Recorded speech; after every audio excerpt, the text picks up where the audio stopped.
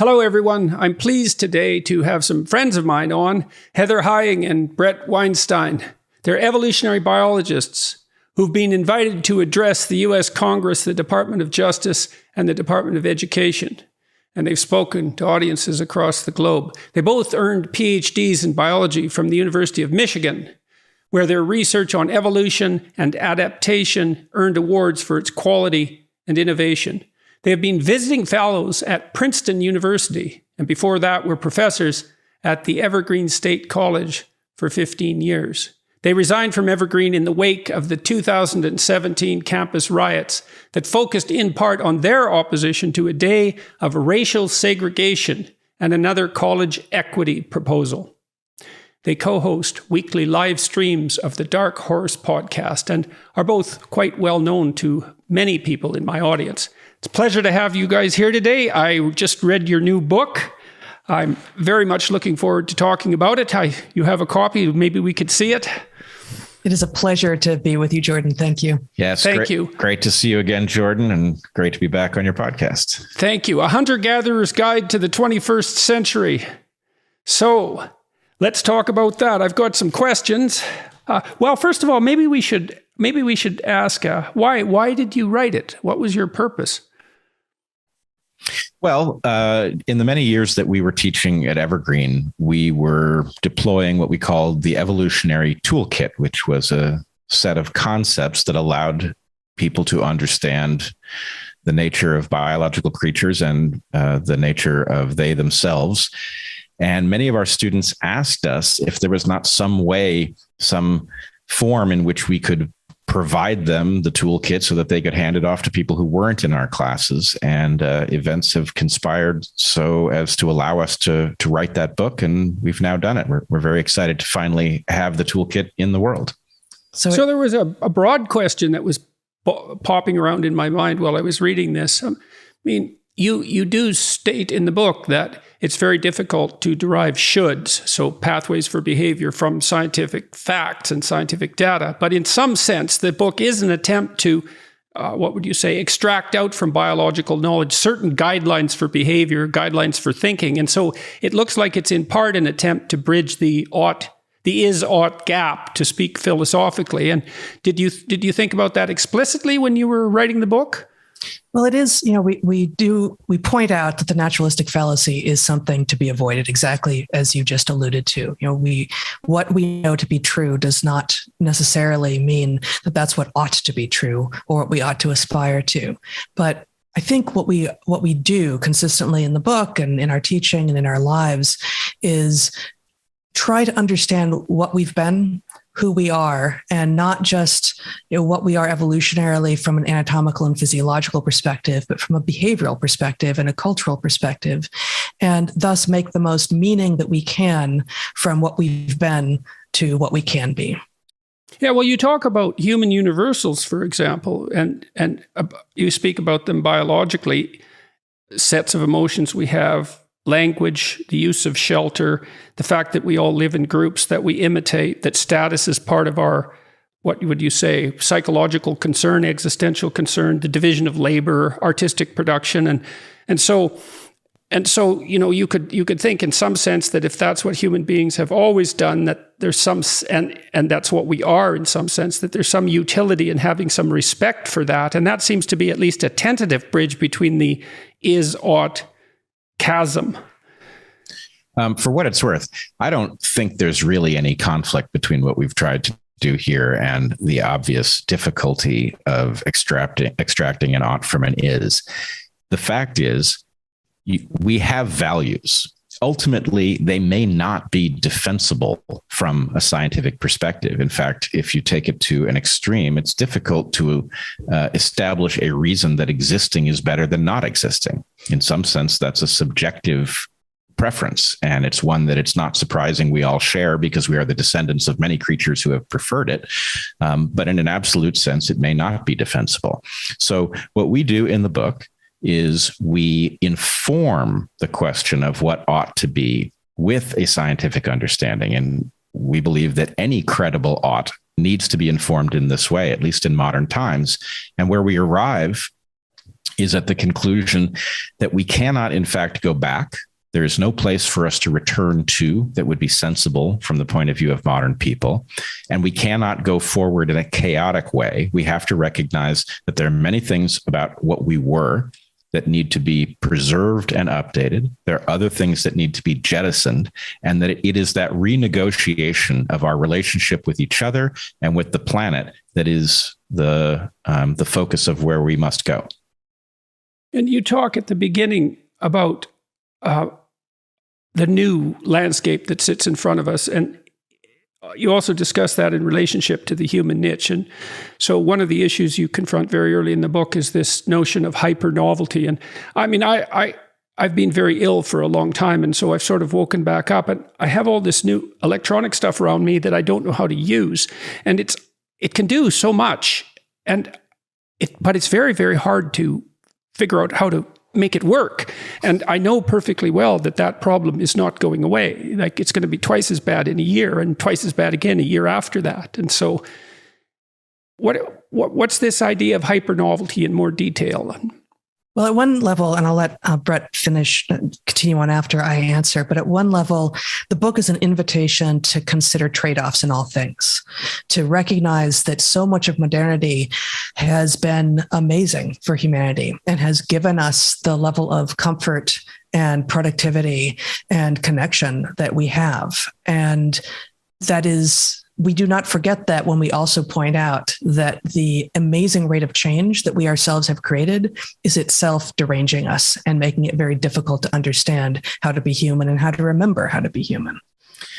So I would add that the fact of novel technology, of course, exists in obvious forms in the types of devices that you're referring to, but it also fits well with many other things, novel molecules that we encounter, novel ways of socially interacting. And the problem is that although we are the most flexible creature that selection has ever produced, our level of flexibility is not up to a rate of change where we literally do not mature into the same world in which we were born. By the time we become adults, we live in some different context. And what this means at an intuitive level is that we do not know what to do. Our intuitions are badly tuned for the kinds of things that we encounter. And this is made particularly bad in the context of markets, where our intuitions can be hijacked to get us to engage in behavior that benefits the people producing the content, but at some cost to us. So we have to become aware of this hazard, and we have to learn to apply the brakes to it. It's not that progress is bad. Progress is often tremendous, but it almost always comes with important unintended consequences, and being aware of them is an important feature. Right. So that's a permanent part, in some sense, of the proper political debate, right? And so you think we face a horizon of genuinely and truly unpredictable change. No one knows what's going to happen in the next 10 years at all. And so the liberal types who think more, loosely and with more associations and more creatively, they're going to produce solutions, hypothetically, to those unpredictable problems. But the conservative types are always saying, yeah, but be careful, guys, because your damn solutions might be worse than the problem. And you can never say that one side of that argument has the floor properly. You never know, because it really is unpredictable. And so if that debate between the liberals and the conservatives isn't allowed to exist in an untrammeled manner, we actually interfere with our fundamental problem-solving ability, both individually and collectively. And when you talked about our niche being niche switching,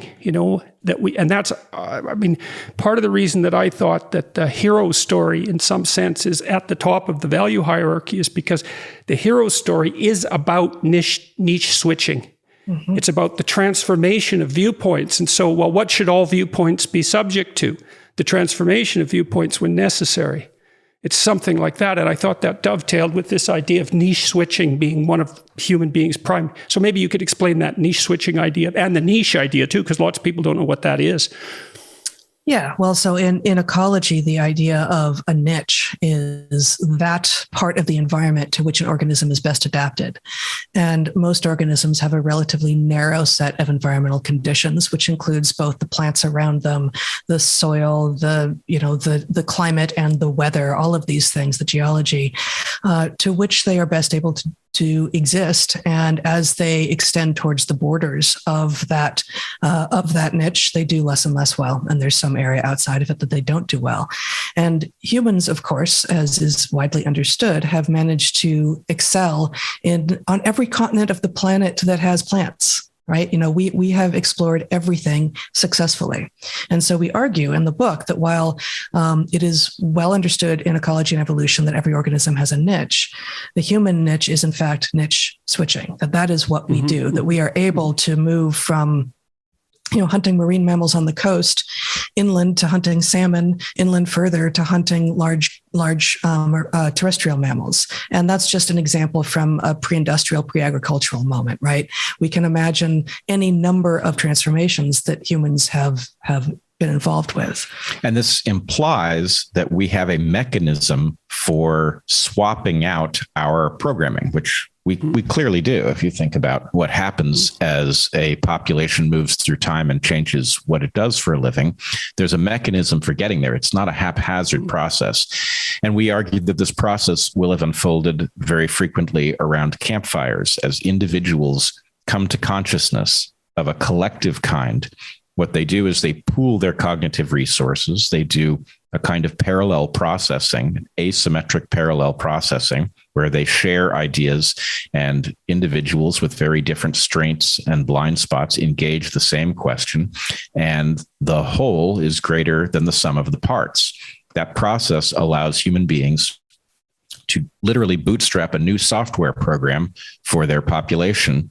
And that is the key to human success. Okay, so when I was reading Jung's thoughts, so his conception of the self was an underlying mechanism that allowed ego frames to be transformed. So imagine at any point, and it's like this niche idea, at any point you're identified with your adaptation to a certain niche. But now and then the niche transforms, and so you have to transform or die. And so, but you're identified as you with that adaptation. And so that's experienced in some sense as an ego death. And then the question is, well, when that ego death occurs, what does it collapse into?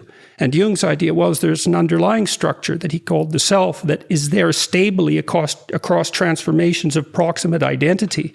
He also associated that, at least in part, with the voice of conscience, which was a voice that was telling you that your current adaptation, despite your identification with it, wasn't optimized. It wasn't optimized. I suppose that's the right way of thinking about it. So, yeah. And many moderns, especially those of us who are spending so much of our time on screens and in social media now, too often conflate those two things, right? Conflate the ego identity with the self, if I'm remembering your use of Jung's terms correctly. Yes. And this is exactly the problem. And that is exactly the problem. Right. That's a really interesting.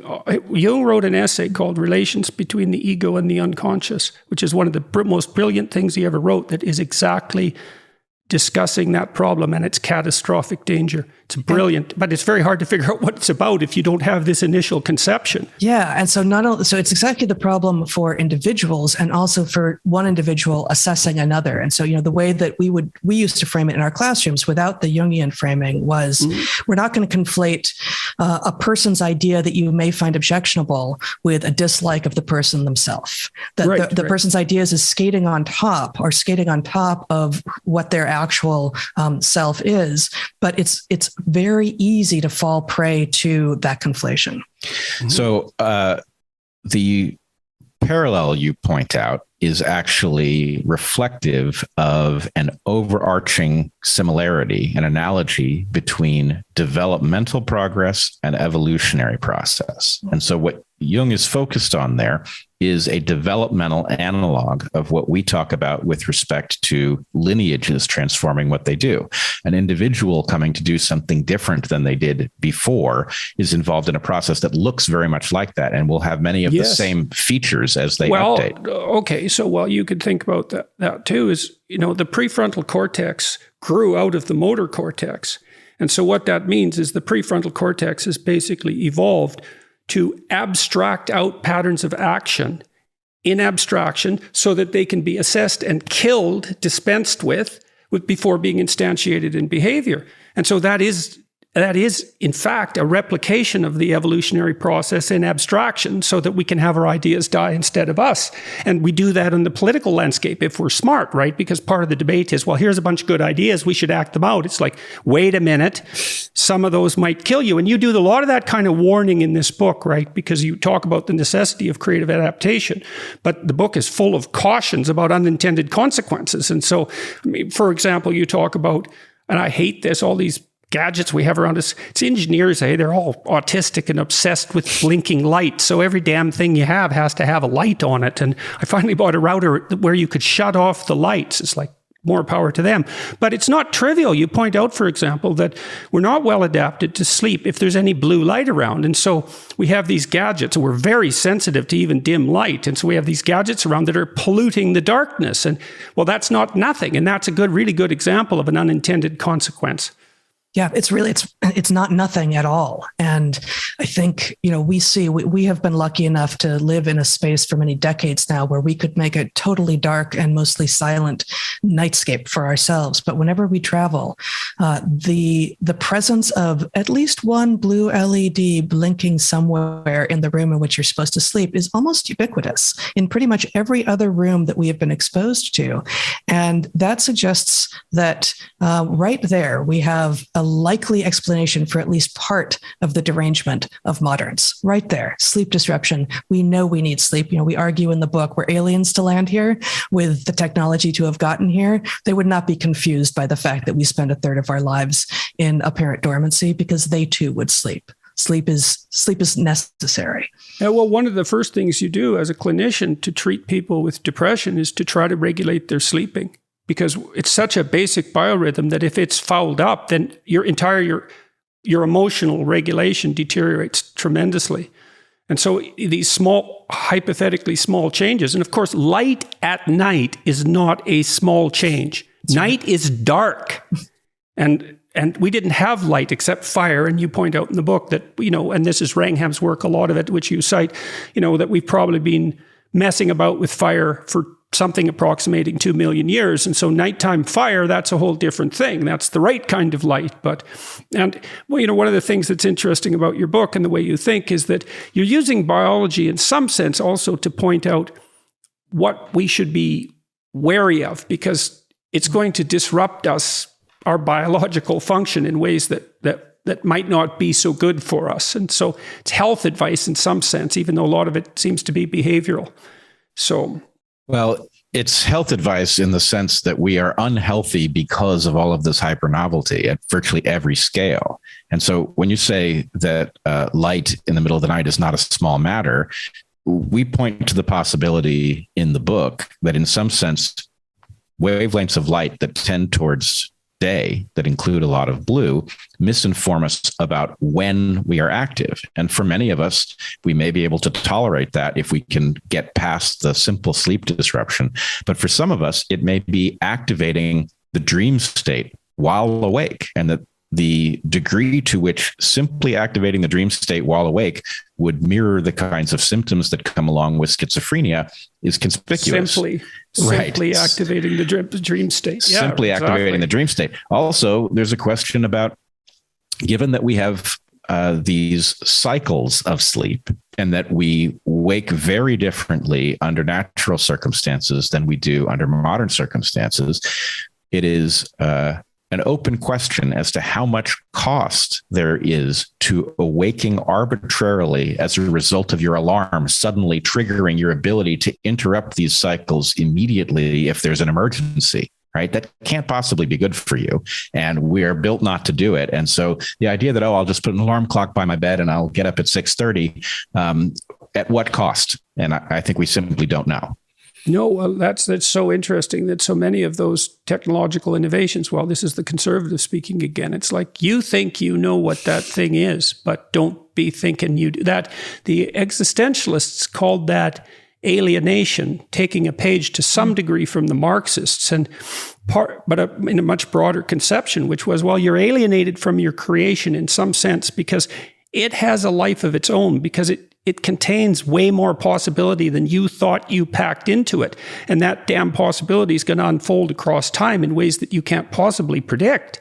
And so that's wonderful because everything is so deep and mysterious because of that. But it's like, that's a genie and you can't put the genie back in the bottle and you don't even know where the damn things are. It's amazing. Right. We've actually managed to survive all this technological revolution, and it's really something that we've been able to adapt to it so far. I mean, God only knows what Twitter is doing to us, for example. And it points to the hubris that we have, right? The arrogance of all of us, not just creating, but accepting all of the hypernovelty into our world, as if we already have a complete understanding of what humans are and what we need.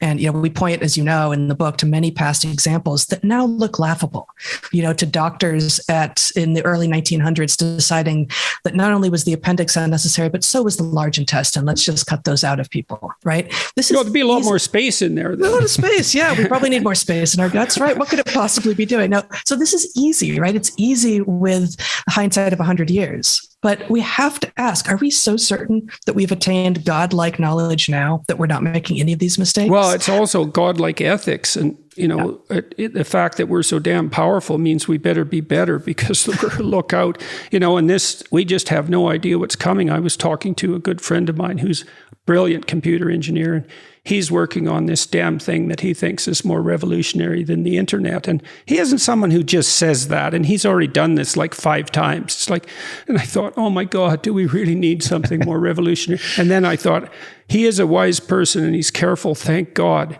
And, no doubt there's 10 things coming that are more revolutionary than the internet. I heard about 3 of them this week, and it's really something. And I hope we're bloody well up to it. And, one of the things, I hate to ramble on about Jung, but one of the things he did say back in the 1950s, which really, this was in relationship to thermonuclear weapons. He said, the most serious crisis facing us in the future will be mass psychosis, essentially mass delusions. It'll be psychological instability because we can't afford that and be this powerful.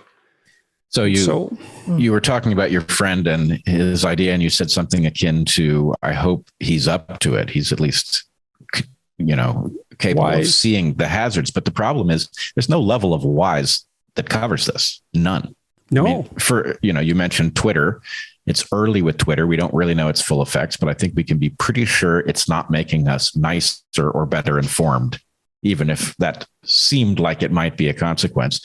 But if you imagine, I remember, it wasn't so long ago that Twitter was a novel idea. And can you imagine saying, well, what will be the effect if suddenly everybody can, say 140 characters at a time, anything they want at everybody? The idea is, well, what's the harm in that? Yeah. Right. Well, so we could talk about that a bit. Because we don't know much about our linguistic function, we have no idea what the combination of 140 character limit, no censorship or social scrutiny at the moment, does to the emotions we're likely to manifest when we communicate in that manner. We have zero idea. And by the time we figure it out, Twitter will be something else, so it won't matter. Right. And add to that the fact that we're not engaging with whole human beings. Right. That it's entirely behind a facade. Some of those facades are real people. I know when I see a tweet from you that it's actually you who is behind that. There are other people whom I know entirely online, and I think they are who they say they are. There's other accounts that are actually anonymous and they're consistent, and I think they're going to be consistent, but who really knows? And of course, there are far more that may not be people at all. Right. And that'll be a bigger and bigger problem. Right. May either be hired and are actually real people, or they're just not even people. So we are I think 60% of the internet traffic is bots, something like that. So pretty much it's going to be just, we're learning to conflate real people with fake people. Yeah. Well, and we have no way to tell the difference. Think about this too, so you're driving around in your car and it's a shell. It sort of looks like a beetle because the engineers hide the complexity from you because that's what you want. And then you see these other people in their beetle shells, and you curse and swear at them like you never would if they were right in front of you. And that means that just putting that facade on them dehumanizes them to the point where you're much more aggressive than you would otherwise be. And so we have no idea how that works out in the social sphere, even conversing like this, which seems like the real thing, and maybe is close enough that we don't know what that does to the likely emotional tone of our interactions. No, that's right. It's arbitrary is the answer, and I agree with you exactly. Your example of cars is a great one. But one thing that we can be pretty sure is that if people treated each other in person the way they treat each other on Twitter, they would get beaten up with some regularity, which would stop them from doing it. And so the net effect might be that we would be nicer. Right. Mm-hmm. And so the suspension of the actual violence may cause us to become much more dangerous as we're trying to problem solve and navigate. Well, yeah. And then we could talk about that for a minute, too, because you might think, well, violence is no solution. It's like, no. But one of the things that you do see in interactions between men is that there is an underlying threat of physical violence that's always there. And you think, well, that's a terrible thing. Those demonic males, that's Wrangham's book, right? But by the same token, you can signal a tiny increase in the potential for that violence in a variety of ways by frowning, by changing your voice tone. So you just have to hint at it if it's a civilized discussion, and it keeps it within bounds. And that's one of the things that I don't see so characteristic of linguistic interactions between women, for example. Yeah, it's not. And I would just add, to pick up on a point that you made earlier, you said the prefrontal cortex is borrowing from the motor cortex. Well, it's also specifically in mammals, the cerebral cortex is borrowing from what used to do our smell processing.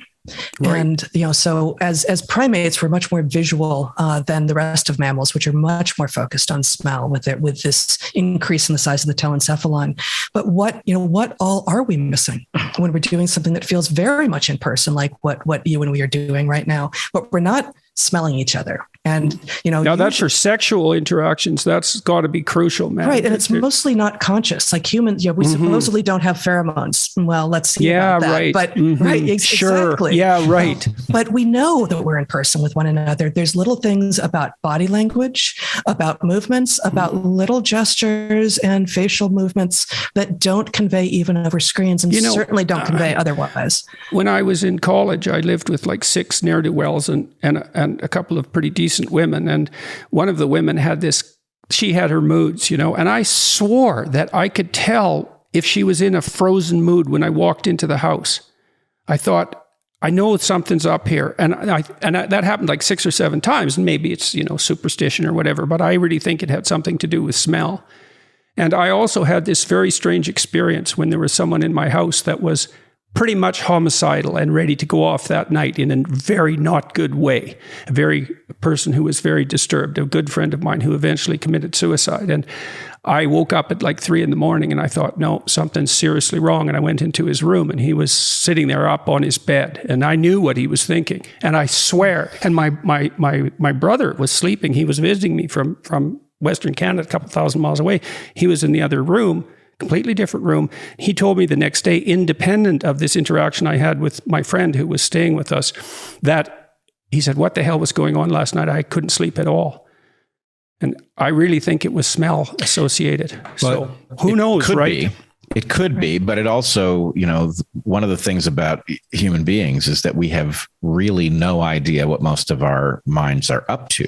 And so you don't know what you're tracking. You could be tracking that when somebody is in a mood, that they walk across the floor in a particular way where that floorboard doesn't squeak, or it does squeak, or something about their pattern of behavior has just been recorded as a precursor to something bad. And so it might as well be smell, or that might be a metaphor. I can just smell something's coming. It could be just think about dogs. Try taking your dog to the vet without him knowing. It's like, what the hell is that dog figuring out? It's nonverbal, clearly. It's like you think that dog can't understand language, and gets some of it. But man, dogs, they know. And that's probably because your nonverbal behavior isn't exactly the same as it usually is. And they're extremely attuned to that, partly because they're not actually blinded by their linguistic ability, right? Because our linguistic ability actually inhibits some of that nonverbal decoding, at least our conscious awareness of it. Yeah, we make the mistake of thinking if we're using language, we're being purely analytical. And we forget all of the things that underlie the analytical. Yeah, like all the musical tone. Mm-hmm. Yeah. In fact, this is my hypothesis for why we have these greetings that carry zero content in them, is that it's very hard to hide from somebody who knows you that, there's something on your mind. If you say, I'm fine, right? But you just don't get the tone color exactly right. They're not fine. Convinced, right? Exactly. Right. Yeah. But there's an awful lot that's communicated. And in fact, you see that with small talk too, and I've talked to a lot of hyper intellectual people, and I was kind of like this at one time. It's like small talk, who's got time for that? It's like, no, you probably don't want to be around anyone who doesn't have time for small talk. And because small talk is, well, first of all, it isn't energy requiring. And that's really quite nice. And it's also an indication that the person has some social skills. They know how to just have an introductory conversation and not jump right into what's dead serious and all those things we do to smooth the waters that a technology like Twitter just eliminates. And we also don't know how Twitter samples people. Like Twitter may only allow people who are irritated about something to talk. That's right. That's right. And to your point about small talk, I too have dismissed small talk in the past as something, not worth my time. And I think I've come around, as you have, it sounds like, to the idea that it's actually much like you maybe could smell, or you heard the floorboards or something with your friend who was in an apparently homicidal mood that night. Small talk allows you to take the temperature, metaphorically, literally, maybe, of the mood, of the interaction, and get a sense for, okay, how am I, as we go deeper, how should I play this? Like, do I go in guns blazing? Do I take it a little easy? What kinds of things is the person that I'm interacting with likely to be able and willing to engage right now? Well, it's probably a form of play. So when kids get together say two kids of roughly the same age get together on the playground and decide if they're going to play, they start with little and play that's below their developmental level, and then they both ratchet it up to their own developmental level. And if they match, then they're good play partners. But they start, with something that's actually quite beneath them. And then they also tend to evaluate, if they're dealing with someone who is developmentally much delayed in comparison to them, they'll tend to find another play partner. And of course, we do that as adults. That's right. As we make our progress through the social interactions. So, yeah, that's fascinating. So let's also talk about objections to evolutionary theory. You biological essentialist types. So how do you respond to those sorts of? And there is a danger, right? Look, there's a real danger that we should address here. We hear follow the science a lot, and we hear these unthinking claims that, the science will just tell us what to do without any intermediation of such pesky things as politics. And so when people are criticizing evolutionary theory as psychology, they are, to give the devil his due, they're also going after what might be a too facile tendency to say, this is, and since it is, I can make it should, and it's science that's allowing me to do that, and that's not good. That's not good for science or everyone else. So, how do you handle that philosophical problem? Let's say when you're trying to write a book like this. 2 points, which are really probably facets of the same point. One, we are very early in the study of biology, unlike things like physics and chemistry. And we are also in a different kind of scientific realm. Complex fields function very differently than simple fields. And unfortunately, our model of how science works is built on the places where we succeeded early. And we're going to have to revise the way we do science for biology and psychology and all of the related disciplines. And I would say a couple things. One, I think there's a perception in certain camps. Very frequently, they are non-academic camps in which there's a recognition that there's something missing from evolutionary theory. And what I would say is we agree there's something missing from evolutionary theory. What we tend to disagree about is what is there. And from our perspective, there is a missing layer of Darwinism. In other words, the Darwinian story we tell about how a creature like a human being arises through this process is an incomplete story, and many people detect that incompleteness. The question, though, is that an indicator of some divine force, a force outside of physics, something like that? Or is it an indicator that there is a Darwinian process that has yet to be described? Okay, so I really want to ask you guys about your opinion about this, because that's a real crucial issue as far as I'm concerned. So as far as I know, Darwin outlined both natural selection and sexual selection, and he put a fair emphasis on sexual selection. But when biologists started to unpack Darwin's ideas for about 8 decades after he wrote his great books, most of the emphasis was on this like blind natural selection.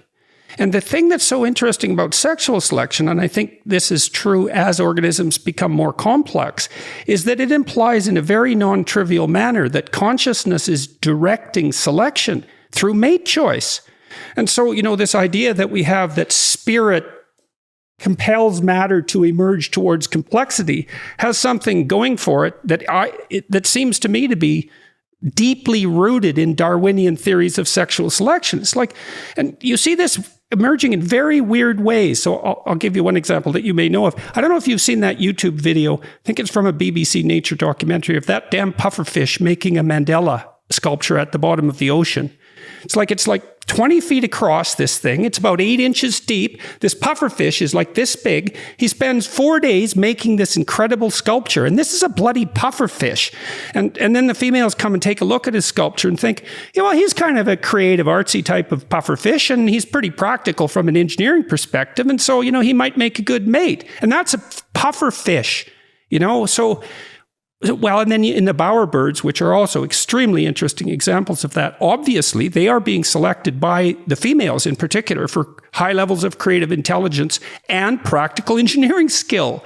And so there is a role of conscious choice. So, because you keep hearing about the blind forces of natural selection, it's, fair enough. But what about sexual selection? And then what does that say about what consciousness is doing? And I don't think, I can't... Because that's not mechanistic in some way, that's all I have to say about that. I'd like to know what you think about all that. You're exactly right. Your sacrilege is dead on. And, you can detect that this is the error with the following version of the same puzzle, right? We swear that evolution does not look forward, right? On the other hand, we also swear that we are the products of evolution, and we certainly look forward.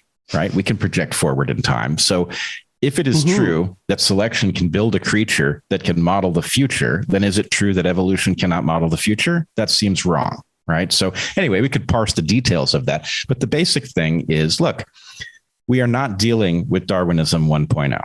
We're dealing with Darwinism 10.0 or something like that, where the original crude haphazard process has built refinements that allow it to function much more effectively than it otherwise would, which is exactly why we say there's a missing layer. And as a placeholder for that, the terminology which I've used, which has gotten me in a ton of hot water, is explorer mode, right? The idea is, how does Evolution 10.0 explore design space in something other than a haphazard fashion? Because, of course, a lineage that explores in a haphazard fashion is at a terrible disadvantage. Okay, I got to say something. I got to say something about that. So I had this vision of play.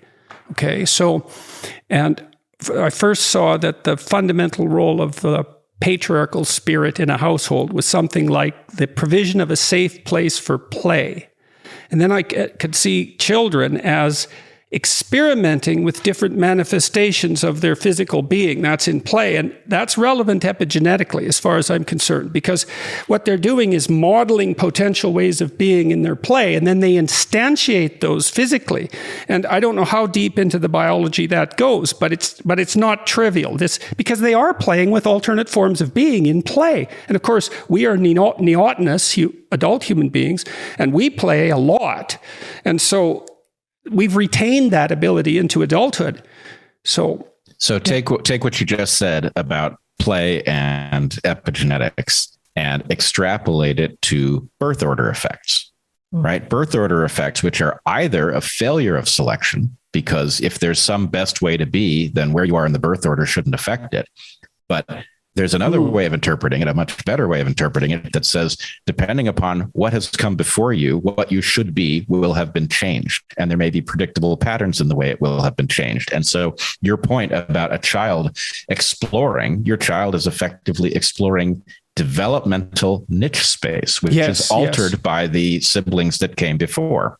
Yes. Okay. And so now you have built into your genetics, this is maybe a discussion of something like human potential. So, when you go into a new environment, new proteins are coded for by genetic structure. So partly you think up new ideas in a new place, but that isn't all that happens, is that when you go into a new place, there is new biochemical potential that's being unlocked within you. And that's part of the reason why going many places makes you, more than you were.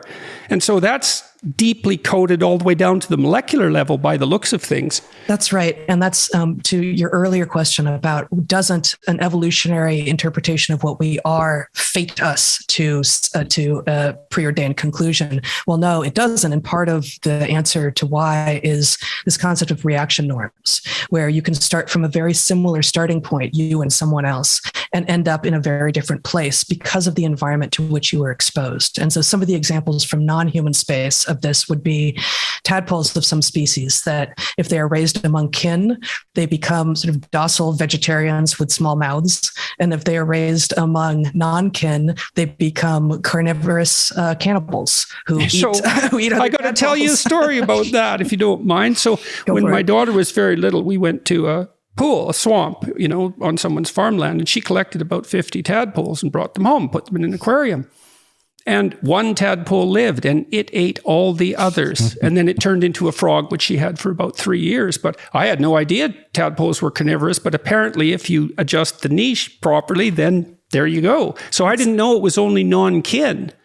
It's different in different species, but it's a density-dependent response to the environment, density-dependent and kin-dependent response to the environment. And this suggests that, just to say that we are evolutionary beings does not fate us to one particular thing. We have to be paying really close attention to what our environment is. And just one more story that's a bit similar here with regard to the bowerbirds that you brought up, and play and explorer modes, is that in one species of bowerbirds where the males build these beautiful bowers, much like palaces for the females to come by and assess, the males know as they build them which direction the females are going to come through. And in fact, they, in some cases, sort of build the pathway. So the females always come from a particular direction, and they actually build forced perspective, just like human artists, forced perspective into their bowers, such that from the place that the females will first view them, they look bigger and grander than they actually are. And this again is the way that males can modify what females will think of them and enhance their chances. So let's think about that really seriously. Let's just talk about the birds. So what exactly is it, do you think, that the bowerbird male is demonstrating, and what is it exactly that the female is looking for? Because you might think, well, what the hell does nest building, artistic creativity have to do with a bowerbird? But something, and there's some analogy to, human beauty, because they actually make beautiful things, these birds, and they look beautiful to us, which is, kind of peculiar, all things considered. What are they selecting for? It's a very good question. I'm a little bit, in some sense, this is part of the subject of the next book. But I will maybe preview that a little bit for you, since you asked such a good question. The problem, so this kind of behavior is very common amongst birds.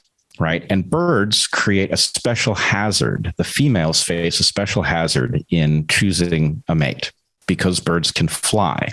So let's say that a female is selected to find a male who's in very good condition. If she's only going to get gametes from him, and therefore genes, then his very good condition might indicate that he has very good genes. That's standard evolutionary theory. But the problem is, what does good genes mean? Does it mean some general good genes, or does it mean good genes that will be good for her offspring where her offspring will exist? And so if a male has gotten well fed in a remote location and then flies in and demonstrates that he is well fed, it may indicate nothing at all, or it may even be counterproductive from the point of view of her searching for genes that will be well matched to her own in the environment in which her chicks will grow up. So one thing she may want to assess is, did you get well fed here? And the thing about bowerbirds, we could go on for hours about this, but the thing about these bowers, which have no function whatsoever, they are not nests, they don't provide shelter, they just simply are these structures that demonstrate something, is that males will steal from each other. So a male who is not present will lose materials, and his bower will degrade as a result of theft from neighboring males. He will also typically have a behavior like a dance, right? In which he will perfect in the exact location. He will dance around the objects of his bower. And so if a female, let's say that a male does the worst want to thing, see my etchings. I want to see my etchings. Yeah. But let's say that a male flies in, right? A well-fed male flies in from somewhere where food is abundant. And then he, because he's a big brute, evicts a local male who's built a beautiful bower, right? And then a female comes and she assesses the bower. Looks great. Then she assesses the dance. Won't look great because he hasn't practiced it there, right? He just flew in. He's a faker, right? She'll detect that, okay? Wow. Whereas if you're a thief, and you're a thief from far away, furthermore. Right. Now, let's say that he flies in and he gets the bower, but he has to stick around long enough to learn to dance around this bower that he didn't build. Well, he's going to have to spend a lot of time foraging away from the bower, right? And so he may look well, but the bower may be degraded, even if his dance looks good. Also a no-go. How about a male who's, again, done the worst thing, and he's evicted the local resident, and he flies in. He evicts the local resident. He manages to feed himself, but spend enough time at the bower that he can defend it and practice his dance. Well, then even though he's stolen the bower, the female is getting a proper indication that his genes are well suited to the local environment. He's feeding himself well here. He's been here long enough that he's learned the dance. He's defended his bower. Probably a good bet. So even in the case that the bower isn't his construction, it might be an honest indicator of his genetic quality. So one of the things when I was reading evolutionary psychology and trying to parcel out, the differences in sexual attraction markers between men and women, I'll tell you a brief story as an intro to this. So when I was an undergraduate at the University of Alberta, I had some success with women, but not much. And then I went to McGill and I was a graduate student, and nothing changed really in the couple of months between when I was a senior undergraduate in Alberta and when I was a low-level graduate student in Montreal. But how attracted women were to me changed a lot. And I thought, well, that's not you. That's something about status. And I already knew that the evolutionary theory there, and, that women are more affected by, let's say, social status in relationship to sexual attractiveness than men are.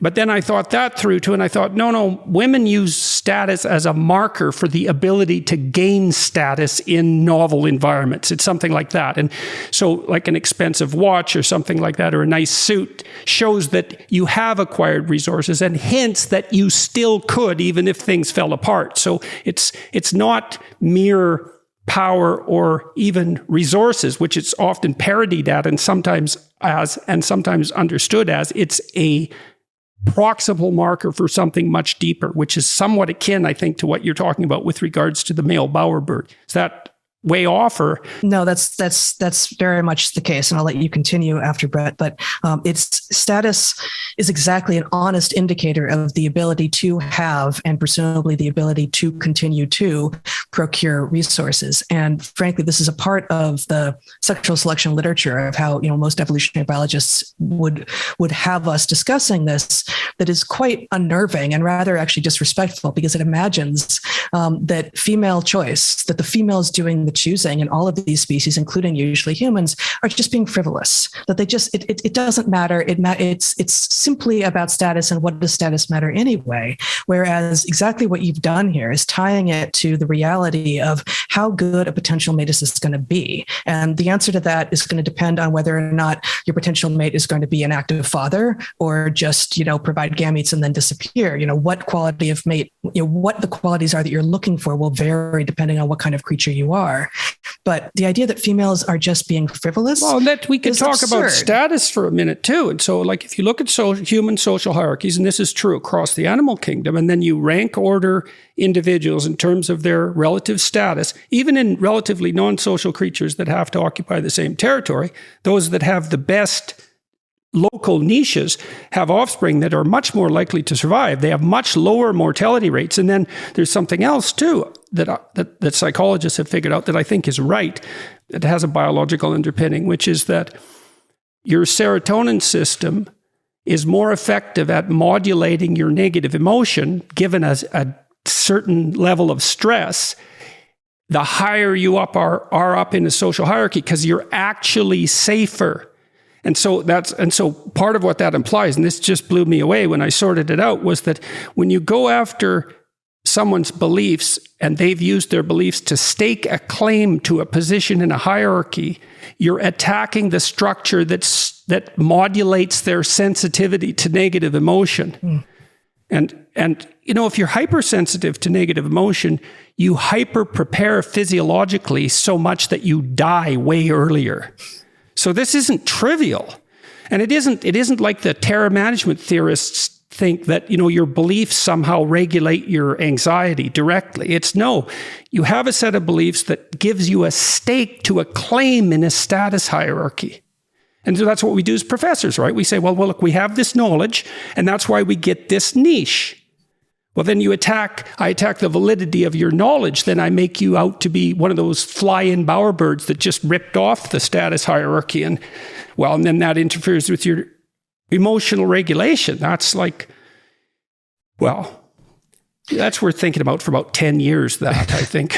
Yeah, well, I think one thing that is true is that our modern environment and our evolutionary mismatch with it obscures all of the elaborate logic that undergirds the relationship of a normal creature in its environment, or would have characterized our ancestors in any of the environments from which they came.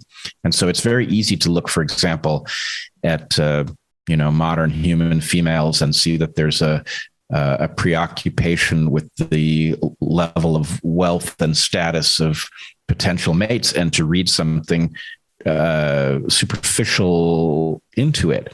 But the point is, no, this is about deadly serious stuff. And it may not be deadly serious stuff in the modern environment. But the point is, the sensitivity to those things has everything to do with females in a past environment sussing out small differences that had large evolutionary implications for their lineage going forward. Well, and I think that your notion of niche transformation, niche switching there. So imagine that partly what the woman is trying to do is use markers of proximal success as an indicator of niche switching capacity. Now, they're inadequate markers, and that's partly why they can be criticized, and they're no more accurate than the claim that just because you're rich, you're good.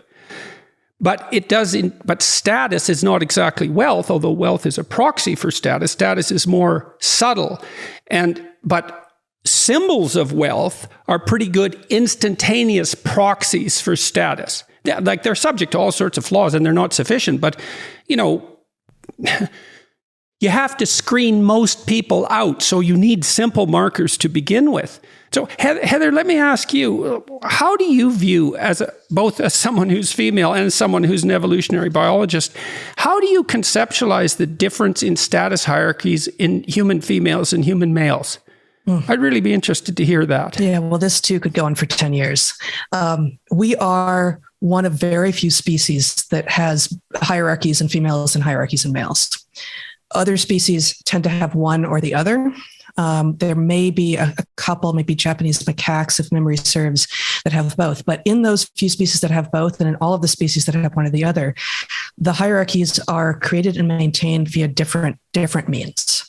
And there's variation, of course, but in general, the hierarchy in males in other species and men in humans is through overt means, through fairly direct claims. Sometimes it's physical, but usually the physicality is under the surface, right? It's, it's there as a possibility. Maybe you want to call it a threat, but usually things don't get physical as men are deciding what the hierarchy actually is. But there's direct confrontation of a linguistic sort, of a gestural sort, of a, oh, you're doing that, I wouldn't do it that way. Or here, let me, we're that's together. often couched in a joke too. Oh, and right.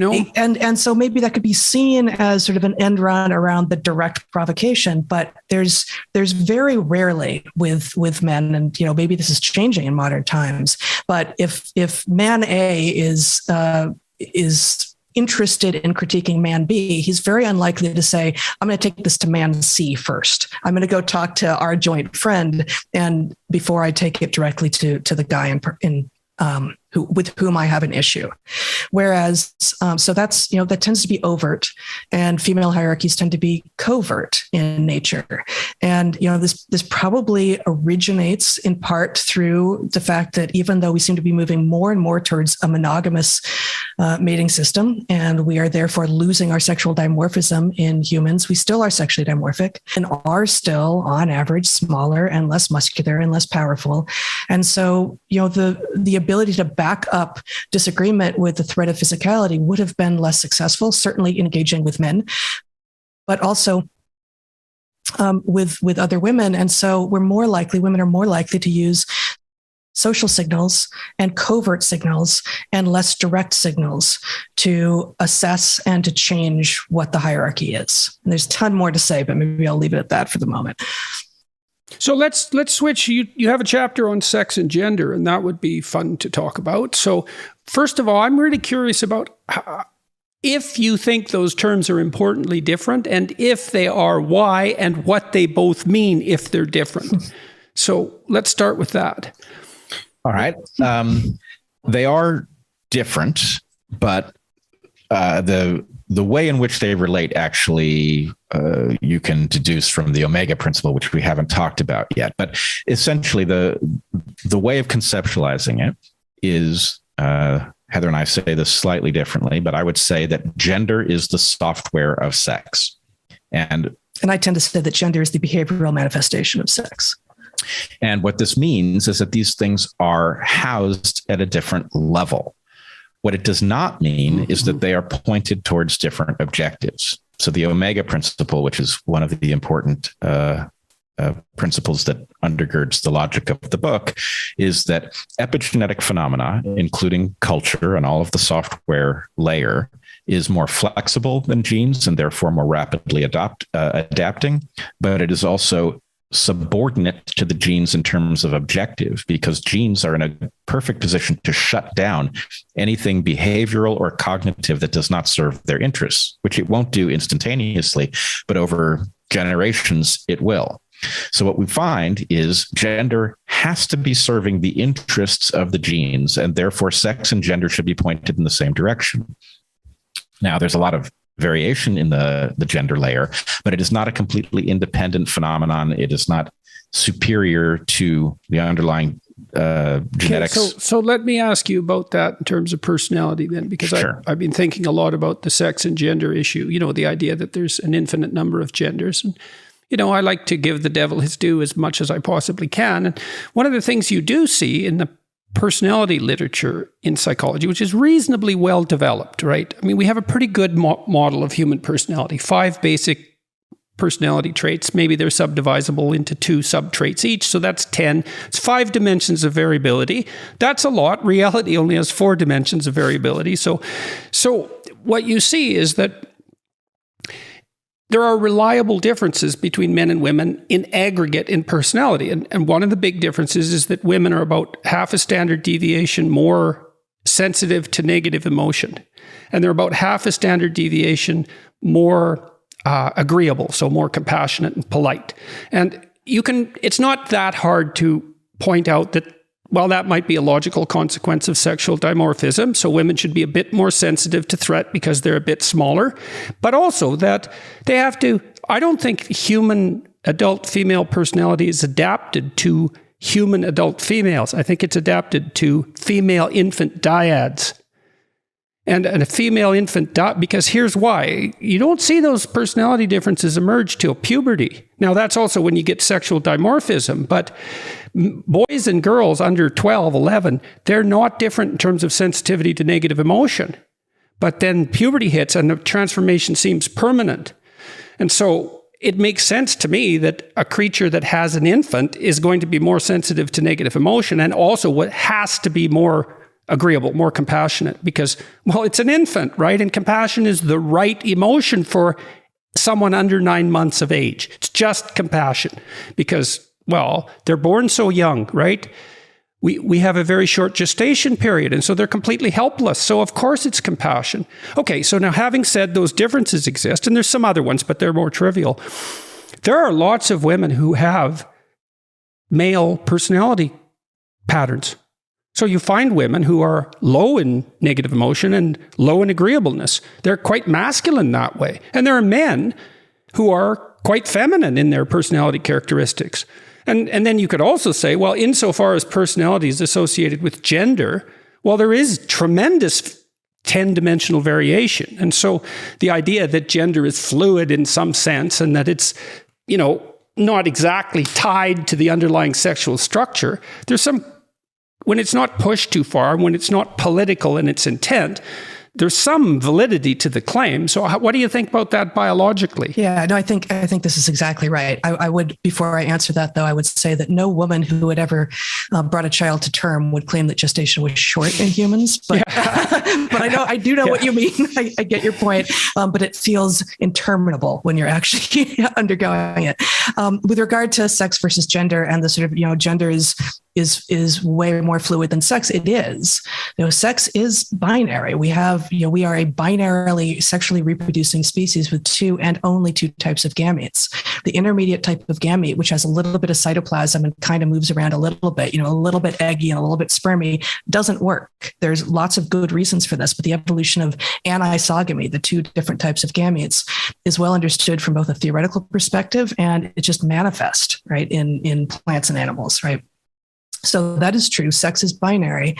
And then the expression, the software, to use Bret's framing, or the behavioral manifestation of sex, to use mine. Of course, behavioral manifestation only works for animals. It doesn't work as well for plants. But we see the same kinds of sort of, cultural behavioral manifestation of sex, even in plants, even with regard to eggs being more choosy than pollen in plants with regard to who to mate with. So of course there will be a greater manifestation of ways to engage the world when you're talking about, say, the behavioral manifestation of what your underlying sex is, than there will be for what your actual sex is. And I say that as someone who was gender nonconforming and who was never confused about whether or not I was a girl. This is the conflation these days, right? The idea that gender dysphoria. It's weird how it's flipped around too, because there's an infinite number of genders, so let's say, but if you're kind of acting girly and you're a boy when you're 3, well, then your sex is wrong. It's like, well, wait a minute, I thought that gender was fluid and it's that it isn't binary. It's like, how come it's linked to sex so tightly all of a sudden when we're talking about,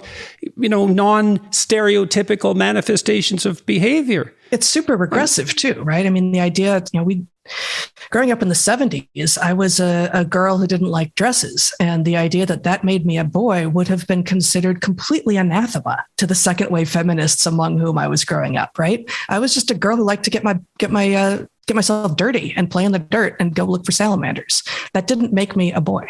Of course not. Right. So, being interested in things that are maybe more likely to be things that boys are interested in is awesome. And it is a hallmark of modernity that we can embrace such children. And same thing for boys who are interested in things that have traditionally been more likely to be things that girls were either natively interested in or encouraged to be interested in. But it doesn't change the underlying sex at all. When my son was young, 3 years old, my daughter, who's about 4.5, and her friends used to get together and they'd dress him up as a princess or a fairy, and then he'd prance around the house. And he's quite a masculine boy, by the way. And this actually bothered me, And so I sat down and thought about it for a long time because, well, I didn't know why it bothered me exactly. And then I came to the conclusion that, well, wait a second, because I didn't want him to get confused. Maybe it was something like that.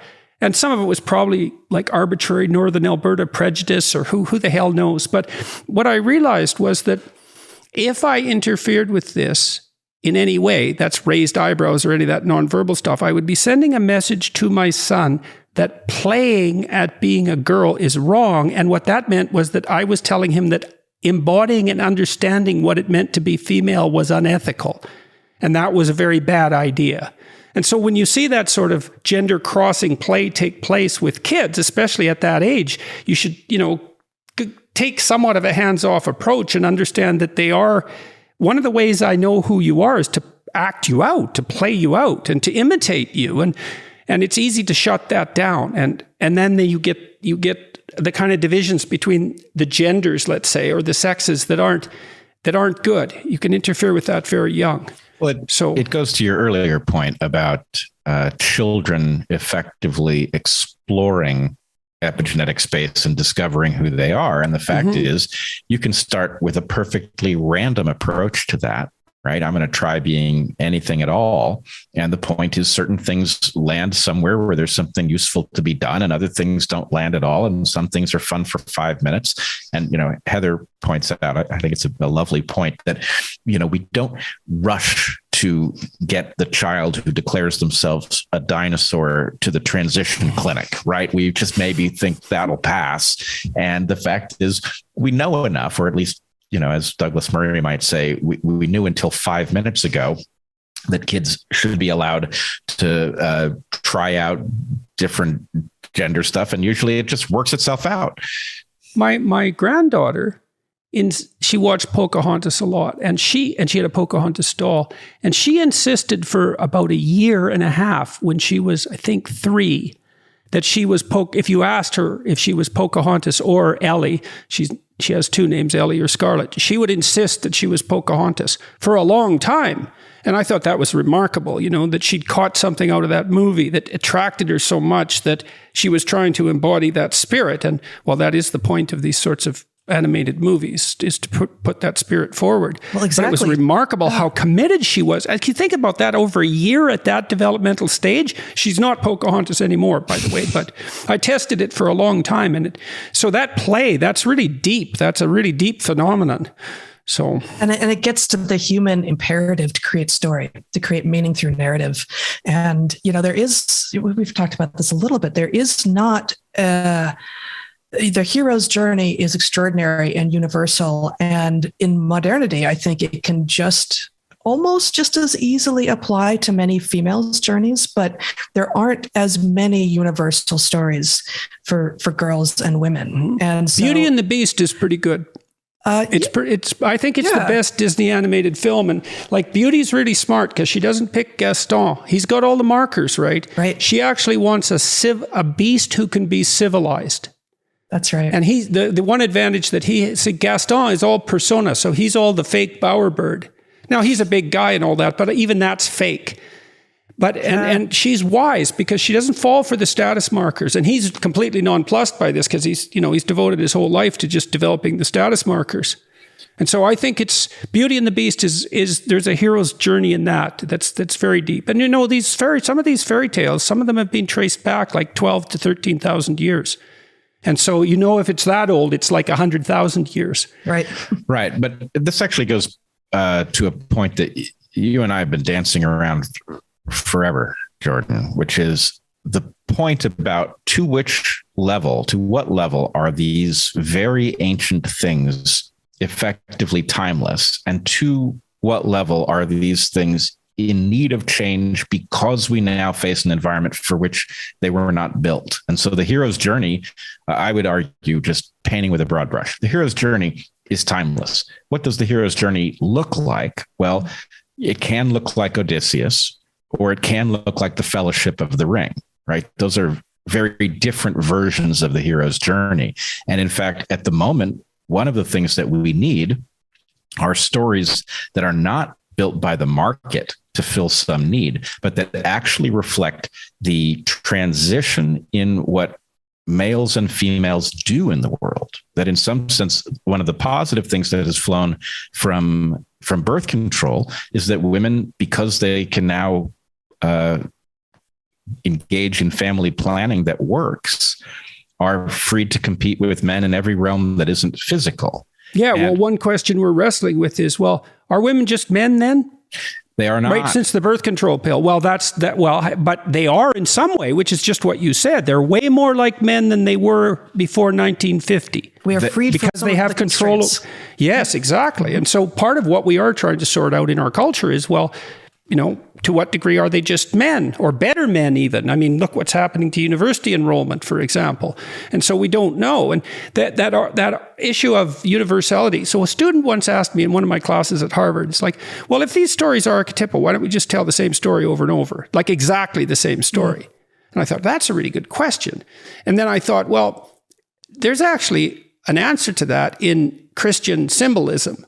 So one of the things that's really strange about Christian thinking is, well, there's God, so he's the sum of all good. Very abstract, though. Maybe he's a father, but he's way out there, and who knows what to do with him. But he's really abstract. Well, you have to take that abstraction and make it concrete. You have to make it embodied, right? You have to make it incarnated. And so I'm speaking psychologically about the story, not religiously. So to bridge that gap between the ideal image, which is archetypal and universal, and the particularity, the way the Christian imagination solved that problem was to say, well, that ideal was embodied in a particular time and place, which seems extremely arbitrary. But that's us, right? Because we are arbitrary embodiments of that, whatever that abstract humanity is. And we have to particularize the universal to our time and place. And that's why we need new storytellers all the time.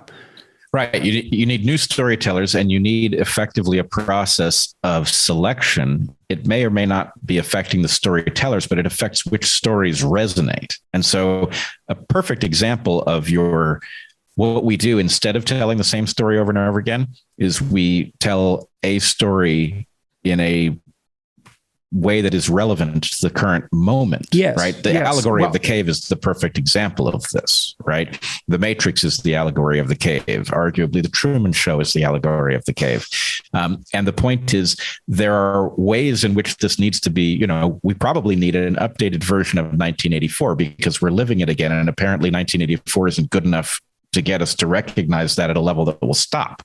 Right. So in any case, there is a sort of need, and actually maybe this is the way this intersects with the book, is hypernovelty is the out of control process by which the acceleration of change outstrips the capacity to adapt.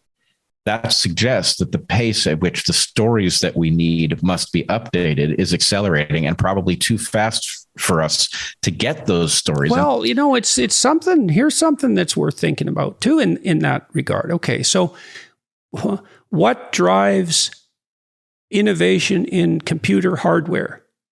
It's the attempt to tell stories to portray stories realistically, because that's the most technically demanding. And I mean this economically. I've talked to people who've designed these chips. Why do we need more and more powerful chips given that our computers are already too fast for us? It's like, well, we keep building these virtual worlds, and we build them because narratives, think about the game market, are so unbelievably compelling, and that provides the economic rationale for making our machines more and more intelligent. And so we are hyper motivated to solve that problem in some real sense. Now, how successful that is, that's a whole different issue. But, it's worth taking seriously. After all, we've all been told that politics is downstream from culture. So I certainly like your point about it's the desire for the realism and the narratives that's actually driving technological process. Although if you complete that story at the moment, it may be alchemy, right? It's the mining of digital gold that is actually driving the hardware. It's in fact, well, that's a very strange thing too. Yes, it's a very in all odd sorts change. Of ways. Yeah, it certainly is, and God only knows how revolutionary that is. Yeah. So I talk to a lot of the Bitcoin thinkers now, and I have a better sense of what it is. And I can't believe how smart the person was that made it. It's really, and the story is just beyond belief. This guy pops up, he makes this thing, he disappears, no one even knows who he is for sure. It's like, who could make that up? Right, if he's even a person. Well, and what I'm trying to do, if he's even a person, I'm trying to update our understanding of stories, that rather than the stories themselves, I suppose, and also to point out how important they are. That hero archetype, I really do think that that's the story of niche switching, right? Because see, this is why I want to do a series on Exodus. And I really like Exodus. And you think about it in terms of a story about adaptations to niches. Okay, so an old adaptation gets tyrannical. It gets cast in stone. That's Egypt. It's all stone symbolism. It worked once, but now it doesn't. Well, that's an adaptation because the niche keeps changing underneath it. Okay, so then you have to switch the adaptation. Well, Moses is the king of water, and it dissolves stone. He's the master of water. Well, what happens when you lose the adaptation? Well, the tyranny disappears. Hooray! But then where are you? Well, you're in this terrible space between adaptations. You're in a space between adaptations. That's the desert. The space between adaptations. Yes, we in evolution we call it the adaptive valley. And you're very right that a desert is a perfect analog for the adaptive valley. It is not a productive place. It is some place one must cross. And frankly, it has the same problem as the adaptive valley on the evolutionary landscape, which is you have to cross it in the right direction or you're cooked. So elaborate on that a bit. I don't know the valley theory. We have this very interesting. We had to take it out of the book. Yeah, we have this very old metaphor in evolutionary biology, originally penned by a guy named Sewell Wright in the 1930s. In the 1932, I think. Yeah. Anyway, it describes basically niches and opportunities as peaks and the obstacles to moving from one opportunity to the next as valleys. This metaphor doesn't work as it was initially instantiated because we didn't really know enough about genes and epigenetics for it to work, but it can be easily updated. And the basic idea is, well, I would argue it has to be updated again, that to think about a mountain range with valleys between peaks doesn't quite get it, because if you're really in a mountain range with peaks, you can see where the other peaks are, but that's not how selection works. Right. You cross into a valley because your opportunity is no longer good enough. Yeah. And you guys have to talk to Jonathan Pajot about the religious symbolism of mountains, because it's dead relevant to your biological theorizing. Well, it wouldn't be because the perceptual landscape in some sense is predicated on the symbolic notion of a divine mountain. So you imagine at the center, it's like the fovea of the vision. Right, everything's clear there. It's closest to the center of what would you say, mastered territory, and so pyramids are a representation of that, and that's partly why they're sacred. And so this idea. It's not fluke that metaphor sprang to mind for the biologists, and it's dead relevant for a study of religious symbolism. Right. It could be convergence, or it could be that Sewell Wright, somewhere lurking in his mind, had religious stories that hinted at this and, basically preconditioned him to see that metaphor as particularly resonant. Well, and Bret actually is being too modest here. You have actually updated the model in your dissertation to shifting landscapes of dunes, ridges, and plateaus, where the selective pressures can yield lines along which you might be a most adapted form, or an area that can fill, and also a volumetric understanding where you can fill a space wherein latecomers may be less adapted, not because they themselves are any different, but because they're late to the game. Yeah. So there's a lot to be explored. There's a whole lot to be done, but suffice it to say, Pajot has been mapping out the relationship between the mountain symbolism in religious thinking and also the relationship between that and perceptual categories and cognitive categories. He's the only person I know that's done that. He did that partly because he spent a lot of time talking to John Vervaeke, who's an expert in the cognition of perception and also interested in religious ideas. But there's a biological So then back to the niche switching idea. So imagine these mountains and valleys in the adaptive landscape in some sense. Well, you want someone who is at the top of the mountain, but more importantly, you want someone who can travel from one mountain peak to another. And even more than that, you want someone to travel from a lower mountain peak to a higher one. Well, so there's a whole lot here. One thing is that the skills that allow you to ascend a mountain tend to be in a trade-off relationship, an important trade-off relationship with the skills that allow you to cross these valleys, right? And so in some sense, those who are good at starting up businesses aren't necessarily the people who should manage them. You need different leaders for different conditions. And of course, openness versus conscientiousness. That's what that boils down to, basically. Right. I once heard a very good discussion about whether or not this is why God kept Moses out of the promised land. Promised land, exactly. Yeah, because that was going through the back of my mind. He was the Valley Crosser, right? So there's a lot to be said for that. But the other thing is that biblically, beings, he wasn't Christ. That's why he couldn't get to the promised land. Yeah, that's the Christian version of that. And so, and it's related to this. It's related very much to the idea that you just put forward. Different skill set in some sense. Yeah, I mean, he wasn't David most fundamentally, but yes. But let's just say that if all creatures are caught in this adaptive landscape issue where they can't see the other peaks and crossing happens as a result of some process, human beings are in a special condition. And this is exactly what we talk about in the second to last chapter of our book, which is the consciousness, the collective consciousness process actually allows us to effectively debate and discover the probable location of future peaks without having been there, right? Yes. To know that a peak ought to lie in that direction and to move in that direction in some coherent way. This is a uniquely human capacity. It is why niche switching is our special gift. And hopefully it's dependent on the free exchange of ideas, which is no different than thinking. And we do it collectively. Yes, we do it. That's the thing, that not every free exchange of ideas works this way. It is a collaborative free exchange of ideas where people who are agreed that what we need to do is get into the future. How best to do that is the question around the campfire. Yeah, this collaboration involves ideas being exchanged, which can be altered by the exchange. Yes. As opposed to read only receiving information. I think that's why the ancient Egyptians worshipped the eye, Horus's eye, because it's open. They weren't worshiping intellect; they were worshiping attention. It's different. It's really different. And intellect, that's Milton's like authoritarian demon. Attention is different because when I and I really learned this in therapy, the best way to help someone move forward is to listen to them. Is to listen, because then they can talk and then you respond non-verbally and that helps them figure out where they're clear and not clear. And then you can ask them questions like, well, you said that a minute ago and then you said that and they seem to be contradictory, or maybe I'm just stupid. Can you clear up that contradiction? And they unfold. Their possibilities unfold as a consequence of talking, but you have to listen, and that's attention.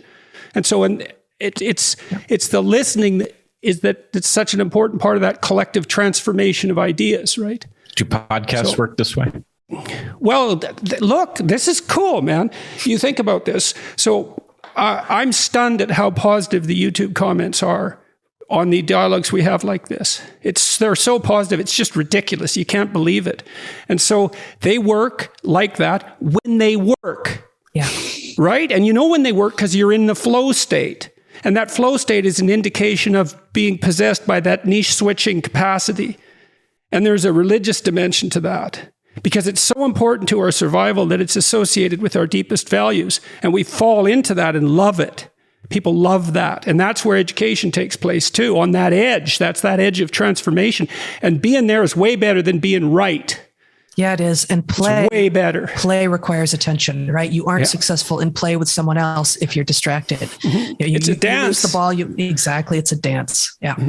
Yeah, I agree with this. And it's funny. We hear often about the terrible fact of what people experience on Twitter and YouTube comments and all of this. We have very often existed in a state that just didn't mirror people's description of how terrible these things were. And then sometimes the narrative shifts on you. And so it is almost like a flow state that you reach and the audience resonates and the comments look a certain way. And then something happens. Sometimes something intervenes from the outside to disrupt it. And I guess I fear more and more that there is so much at stake in the sense making that goes on in these forums, that something is intervening for economic reasons or reasons of power, that in other words, that could easily happen. Yeah. I mean, hopefully it won't, but it could. I think it's already happening. The idea is look, we have to fight against, that's part of the eternal battle, right? That the imposition of what's right against that flow state, that's there forever. I mean, the ancient Egyptians knew that. They had Osiris. Their god Osiris was a representation of that totalitarian proclivity. That's the evil uncle in The Lion King. It's this, and it is the existential psychologists, who I like a lot. One of the things they did was lay out thrownness. It's right. Well, what do we always contend with? Well, we always contend with the evil uncle. That's the tyrannical face of history. And it's always something against which, well, the hero battles, for example, and then often incarnates in his old age, unfortunately. But I mean, I'm optimistic about this, and it is play.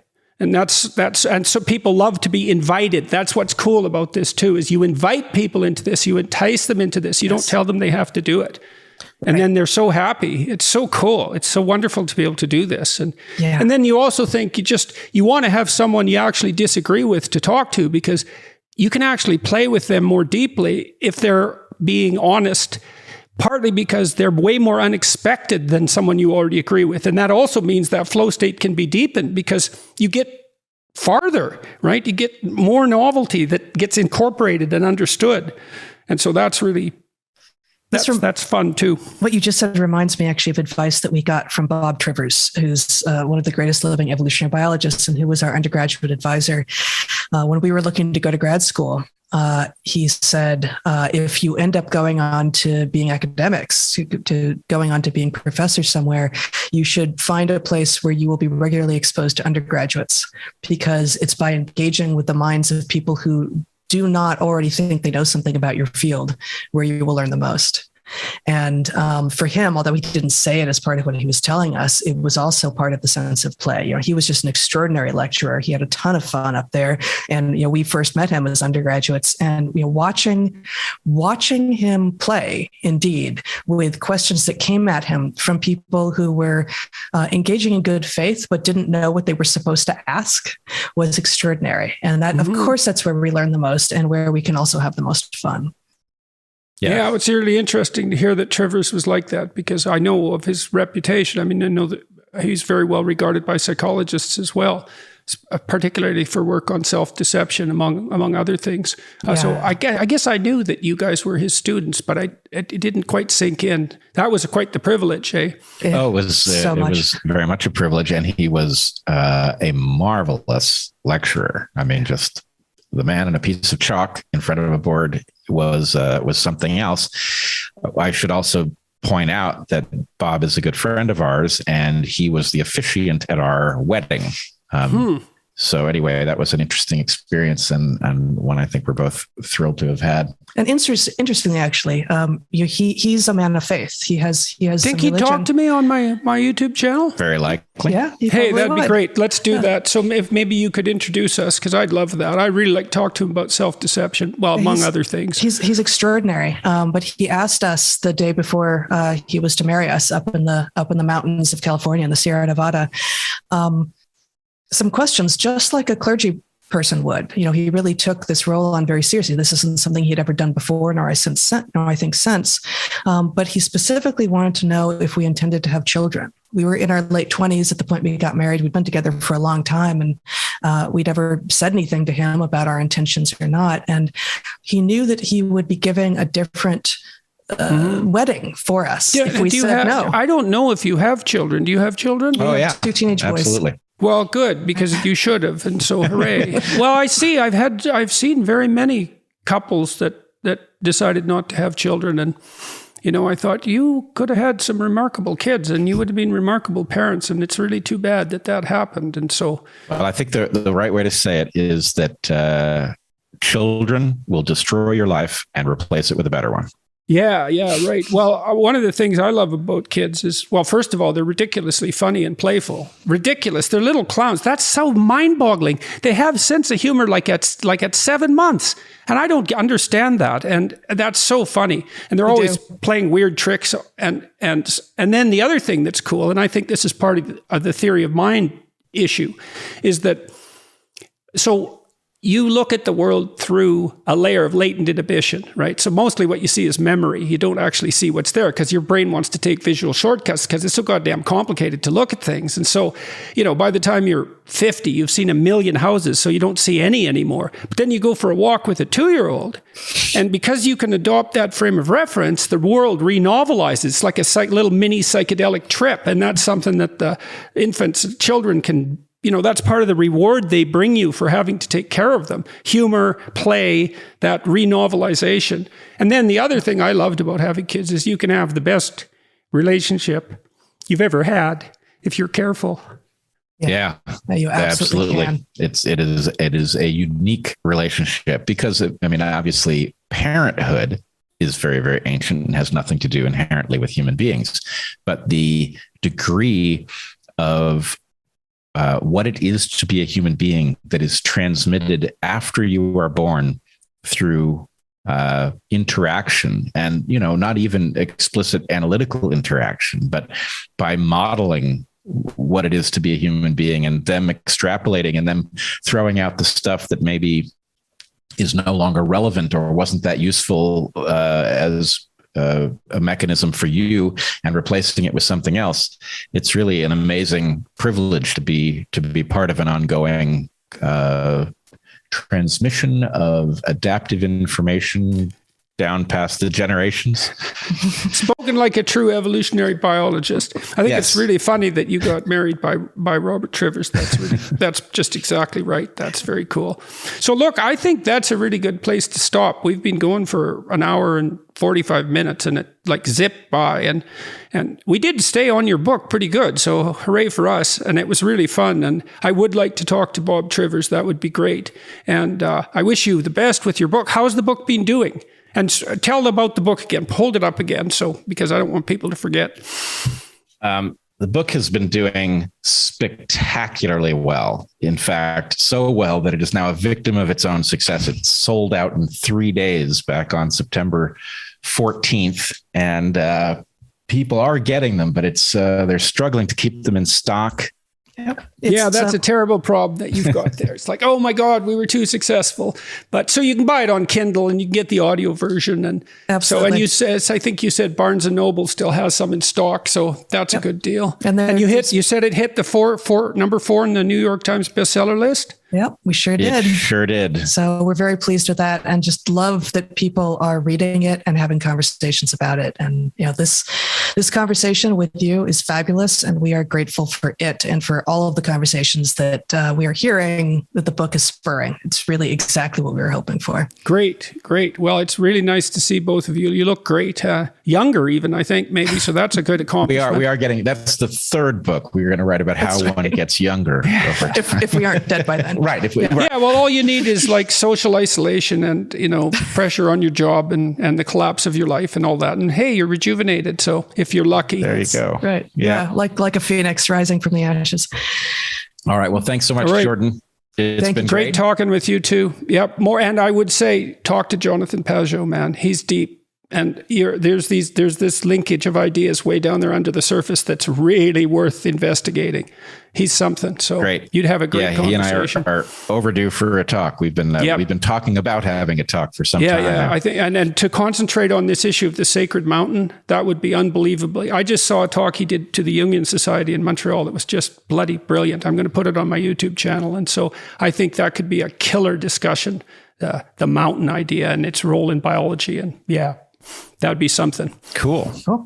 All right. Wonderful. Ciao, guys. Thank you, Jordan. Hopefully we'll see you again soon. Yeah. Wouldn't that be nice? Indeed. All right. Be Bye-bye. well, Jordan.